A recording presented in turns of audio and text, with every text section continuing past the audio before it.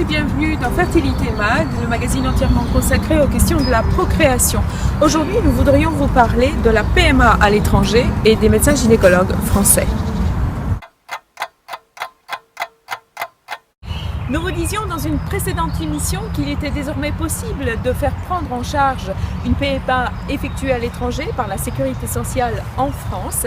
Malgré cela, de nombreux gynécologues français refusent de suivre leurs patientes en justifiant ce refus par l'existence d'une législation l'interdisant tout simplement.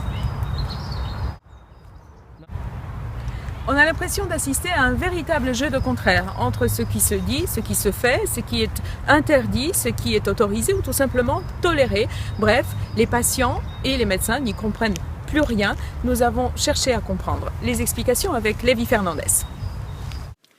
Le texte a été abrogé en 2016. Depuis, les patientes ayant bénéficié d'une procréation médicalement assistée à l'étranger peuvent désormais être suivies en France. Jusque-là, la loi pénalisait les gynécologues qui prenaient en charge ces femmes. Le texte visait surtout les professionnels de santé qui conseillaient aux femmes lesbiennes ou célibataires, ne pouvant pas recourir à une PMA en France, à se rendre à l'étranger.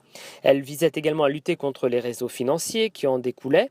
Les professionnels de santé qui ne respectaient pas la loi encouraient une peine pouvant aller jusqu'à 5 ans de prison et 75 000 € d'amende. Désormais, la loi stipule que rien ne peut faire obstacle à un suivi médical pour une femme enceinte en France.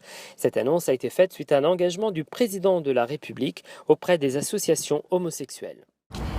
Et sachez qu'il n'est pas du tout interdit de faire sa PMA à l'étranger et qu'il est autorisé de la préparer avec son médecin gynécologue français. À ce titre, les cliniques européennes envoient systématiquement des protocoles de soins à leurs patients français et elles acceptent complètement que ces derniers soient adaptés et personnalisés par rapport à chaque patiente. Point capital pour d'abord éviter des problèmes de santé et ensuite pour optimiser les chances de grossesse.